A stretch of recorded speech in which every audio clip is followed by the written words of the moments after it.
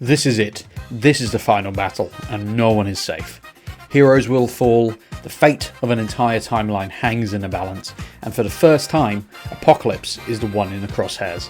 This week we're wrapping up Age of Apocalypse with a beer that looks like it belongs on a tropical beach, but don't be fooled, behind the island vibes is a sour twist that hits harder than any mutant uprising. Can the X-Men finally stop Apocalypse, or will this be the end of everything? Let's find out. Welcome to Craft Beer Comics. Welcome back, astonishing X-Men and uncanny beer drinkers, to another episode of Craft Beer Comics. I am your host, Harry, and this week we are finishing up our Age of Apocalypse saga with Volume 3, Omega. If you haven't listened to parts 1 and 2, I would suggest you go back and listen to those, because there will be spoilers in this episode.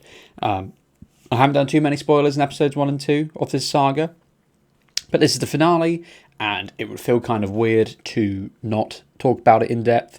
So, spoilers ahead. You have been warned. We're going to proceed now. So yeah, this is the finale of X-Men Age of Apocalypse. Arguably one of the biggest sort of sagas in X-Men history. I think the only other X-Men thing that's been as big as Age of Apocalypse has probably been the Krakoa era. But yeah, Krakoa was weird because it was like kind of a crossover event, kind of not. Yeah, I don't know how to explain Krakoa. It was fucking great. I love Krakoa. But yeah, Age of Apocalypse finale. Right, I'm just going to get straight into this week. There's no mucking around. So here's the description for it. The saga comes to an explosive end. Gambit recovers the artifact that might end Apocalypse's reign before it began, while Weapon X obtains the means to destroy his kingdom, and Generation Next pays the ultimate price rescuing Illyana Rasputin. But even armed with all the pieces to their puzzle, can the X-Men and their allies storm Apocalypse's stronghold, rescue Magneto, pull off their plan, and restore the original Marvel Universe? Who will live, who will die, and who will escape the destruction of the Age of Apocalypse? And this contains Weapon X 3 and 4, Generation Next 3 and 4, Gambit and the Externals 3 and 4, Astonishing X-Men 4, X-Men 4, Excalibur 4, Factor X 4, Amazing X-Men 4, X-Universe 2, X-Men Omega, and Age of Apocalypse The Chosen.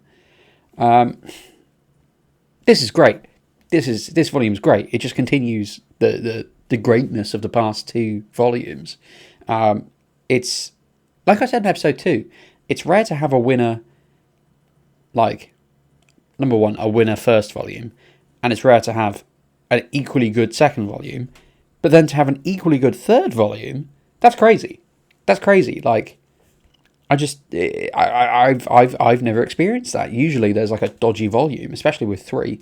You see it with anything with 3, whether it's 3 books, 3 films, 3 comics. There's always one of them where at least one of them where you're like, oh, that wasn't great. This is great. So the art, I'm going to start with the art this time because I don't have a lot to talk about the art, because the art's just the same as the other 2 volumes. It's the same artists. Still good. It's still fun. I feel like now I've read them all, I kind of wish that I wish that the Astonishing X-Men maybe had the artist for Externals, Gambit and the Externals, instead of the artist they got, and Gambit and the Externals had the artist for Astonishing X-Men. Just because I feel like the chibi-esque, very round, very exaggerated art style of Astonishing X-Men kind of, I don't know, takes the seriousness out of the story. Don't get me wrong, it's still good. The art's great. I really like the art for all of it. I'm just thinking, like, looking back, what could have worked better? But then Gambit and the Externals looks great as well. Art-wise, though, I think the comic that stood out most to me was, obviously, you've got Omega, which is... Omega's a weird one, because it's kind of like the final issue, but for all of them. So it doesn't matter whether you've come from X-Man or Generation Next or Amazing X-Men. Omega is the final issue for all of them. Everyone's in it that survived. Everyone's together. It's all coming to a close. That was a great issue. Really, really, really, really cool. And the art for that, it fits, it's good, it's doing the job. It's still a little bit rounded and everything, and I think there's things they could have changed. Just because there's scenes which are quite like dark, and I just feel like the artist hasn't properly, I don't know, understood the gravity of it. Or there's one scene in particular, like I said, spoilers ahead, where Colossus, right, his story in Generation Next is that him, Shadowcat, and the mutants he's training are trying to free Colossus' sister, Illyana Rasputin, also known as Magik, because she has time-travel-y, portal-y abilities. They don't really go in depth about that part, which is kind of a sore point, in my opinion. But anyway, he thinks that she's going to die or get stuck or something. And then Colossus just randomly goes into a bit of a nutty one and charges towards her, and Shadowcat steps in the way to be like, Colossus, stop. The panel says, oh, she trusts him to stop, and that's why she doesn't phase. But it just feels kind of stupid, to be honest, because then Colossus fucking kills her, and the angle they've chosen to show this, it's a really, really, really thin panel, and you see Shadowcat on the floor, but the main focus is on Colossus, and I don't know, it kind of just doesn't really work for me personally. Yeah, I don't know, it's just kind of weird that point in the story, because it's like, I feel like you've just killed her for the sake of it, and the art doesn't look... The art's just doing not what... The art isn't doing what it should, in my opinion. But that, I suppose, that's the art kind of done, to be honest. It's great, for the most part it works. I like it. Some of it is very 90s, but some of it is timeless. Yeah, it's more of the same. It's more of the same from volumes 1 and 2. So yeah, story points now. You're going to have to excuse me, I've managed to pick up a cold in the middle of summer, so I sound a little bit rough. So yeah, story points. I honestly thought more people would die in this. And I know a lot of people might be like, oh, well, it's good that they've lived, why do you want people to die? But my opinion in writing is that if you're in a situation like this, where you know that the universe isn't going to continue, it's going to be a self-contained thing, everything's going to go back to normal, blah, blah, blah.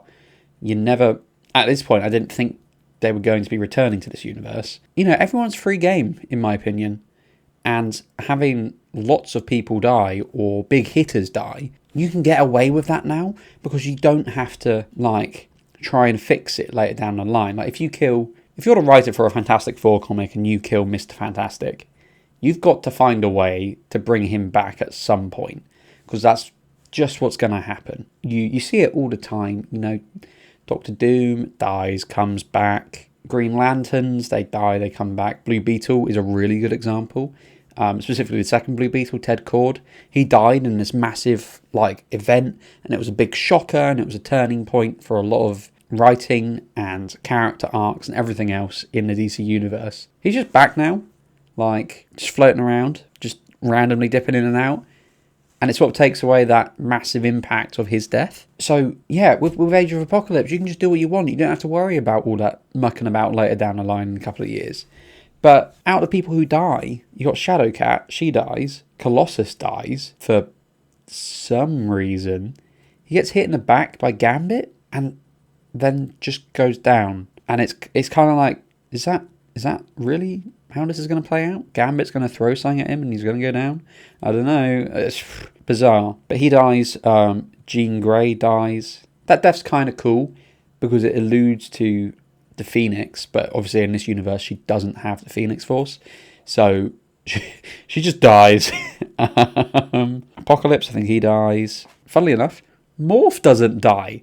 Woohoo! In my last episode, I was like, oh yeah, I bet Morph's going to die.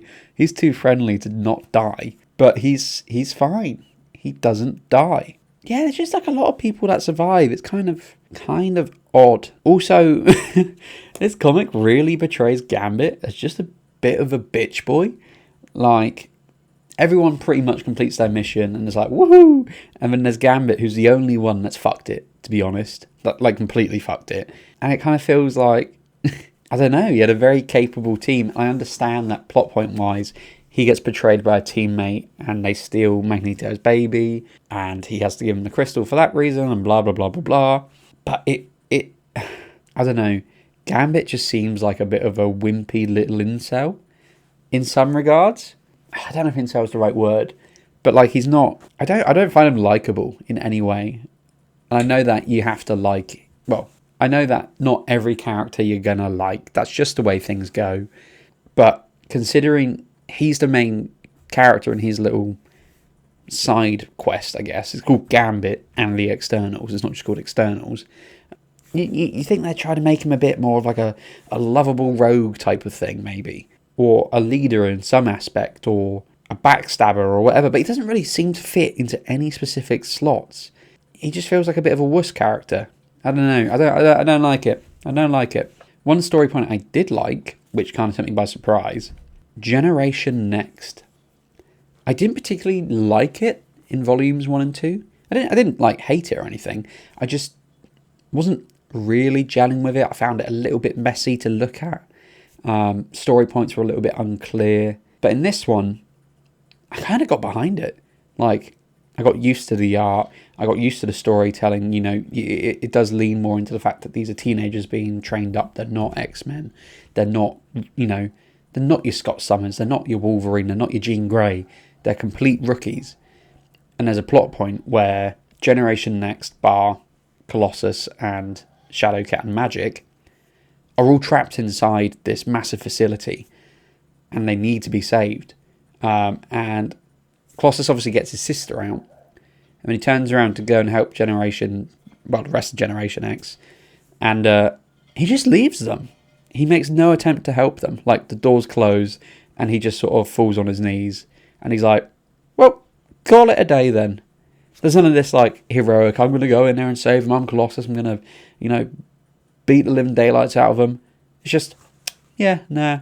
We'll call it a day there. Got what we wanted. Which is just, like, that's the sort of dramatic, heart-wrenching, shocking story points that I want out of something like this. So it was. I'm glad they finally did something with it, and I genuinely did not see it coming, which is great. Which is what you want out of a comic like this. The other thing that kind of annoys me, and it was a very 90s thing, you don't really see it much anymore, was like really long full-page panels, but you have to turn the comic. So like your left page is now at the top and the right page is at the bottom, so you have to turn that full 90 degrees to properly look at the image. I personally just hate that. I understand that it's like oh yeah, we can do more with the art, we can make a massive panel, it can be more detailed, blah blah blah. But it's just kind of awkward to read and it feels gimmicky, and I think it was a big thing in the 90s. I remember being a kid and reading comics, and a lot of comics did that. They do it a lot in this volume. Like, it happens 4 or 5 times, which might not seem a lot considering it's a volume and it's quite big, but it's one of those weird things where for me personally it doesn't work. I don't like it. Most of the issues and most of the characters get a nice little ending to their comic. It all comes together in a very nice Marvel way, I guess, and it's a nice little self-contained story. You know, you buy the 3 volumes. You read through it, you explore this world a little bit, you meet the characters you know and love, but they're all a little bit mucked up. And then everything kind of resolves itself and calls it a day. They defeat the bad guy, and Bishop gets sent home. What I didn't quite see coming, it's weird. Bishop goes back and fixes the timeline, but then in the Age of Apocalypse timeline, they defeat Apocalypse, and there's like a white burst of light, and you don't quite know whether that's the timeline erasing itself, because, you know, time's now been fixed, or if that's the humans dropping the bombs on the mutant nations. So that's kind of cool. I kind of like that. And I think they did do like a spin-off of Age of Apocalypse. I want to say it's called like X-Men of Apocalypse or something. I think that's coming out later this year. So I'll probably read that and I'll review that. But yeah, the finale to Age of Apocalypse, I am going to give a 9. I loved it for the most part. I like the stories, I like the characters, for the most part I like the art. I just feel like there's a few things which are a little bit janky or don't quite work or aren't explained well enough, or art that doesn't really fit the story style-wise and tone-wise, which is what's brought it down for me. It's what's brought it down from a 10 to a 9. But would I recommend it? Absolutely, it's a 9. You know, it's still an excellent comic. So yeah, if you see this in your local bookshop, or if you've just watched X-Men 97 and you want a bit more of Apocalypse, a bit more of that stuff, this is definitely for you, 100%. It's very easy to read. You don't really need to have any background. Like I said, Volume 1 has the 2 issues which lead into Age of Apocalypse, and that's like all the background you really need. You don't need much more. I suppose it would work quite nicely if you wanted to get into X-Men, but didn't quite know where to start. Whilst it is like a alternate universe type thing and won't be sort of applicable to the mainline X-Men stories, you still get a little taste of what X-Men is about and what it's like. And it might be a good little intro step for you. I don't know. I expect people will disagree with me, but that's my opinion. So yeah, X-Men Age of Apocalypse, Volume 3, Omega, that's a 9. So, as I said previously, we have done an IPA in episode 1. We did a stout in episode 2. So all that leaves now is a sour. And this week I have chosen... The sour this week is Caught in the Rain from Vault City. This is a absolutely fantastic beer. It's a Pina Colada sour, 7.8%.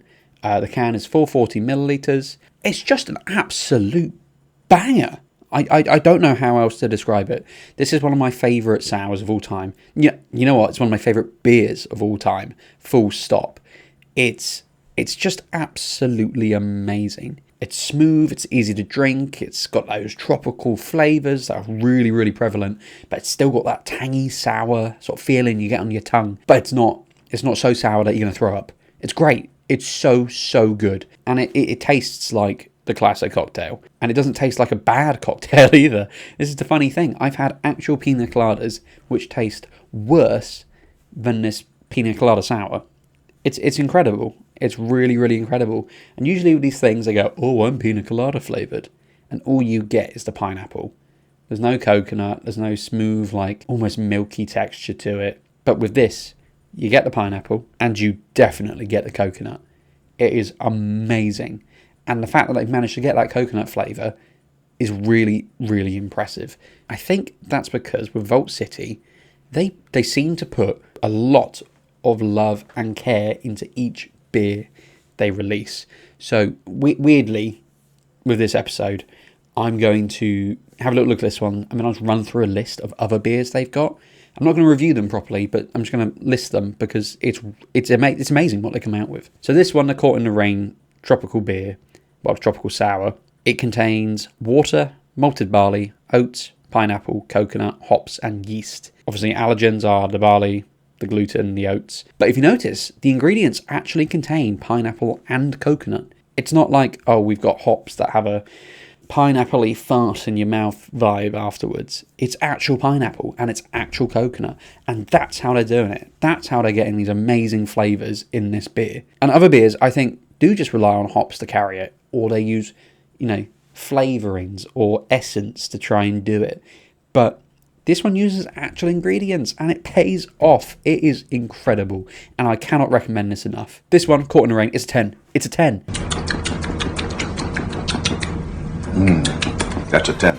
Absolutely, it's a 10. One of my favourite beers of all time. It's fantastic.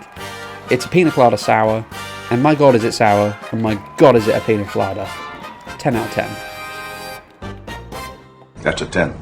If you like those tropical flavours, if you like that cocktail, this is for you. 100%. A little background on Vault City. They're an independent craft brewer based in, I believe it's Edinburgh, Scotland. So that's in the UK. They launched in 2018, and since then, they've made over 300 beers, as in unique flavour beers. Not like just, oh, we made 300 cans. It's 300 different flavours.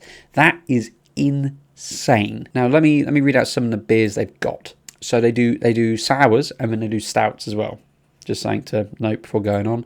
And they do some really good stouts. So I'm just on their website now, and these are all new. I'm looking at these, and pretty much all of them I haven't seen before. So they've got like a raspberry ripple ice cream sour here. We've got mango, pineapple, and passion fruit one. PB&J, that's incredible. They got a mint choc chip one. Oh my god, yes please. What is this? Is this a? They're doing a mint choc chip stout. You can't be taking the piss. That sounds amazing. Oh my god. What else have they got? They've got like a soda series. So they've got grape soda, root beer, and something called Bigger Zestier Cola. They're also doing a spicy one called Mango Inferno, which is mango habanero sour, which is crazy. I've never even thought of having a spicy beer. They've got the classic Iron Brew sour, which I think they've done quite often. That's one that seems to come back when I check their website. And it sounds good and it looks good, and I want it, to be quite honest. So I'm going to be checking in on my local supermarkets to see when that's here. Yeah, I mean, the only thing with Vault City is a lot of their beers tend to be a little bit more expensive than your average craft beer. But it really depends on what one you're getting. They do one called Jungle Juice, which is a tropical flavoured sour. That's only £4. That's not too bad. That's pretty standard. They do a mango one, $3.50. Triple fruited mango, that's slightly smaller, but that's £2.75. But then you go for like the more interesting ones like Iron Brew. The Iron Brew one's $6.80, which is quite. You're getting towards the top end really for the beers. The mango, pineapple, passion fruit, sorbet beer, that's $7.90. That's quite a lot. The mint choc chip stout is £9.85.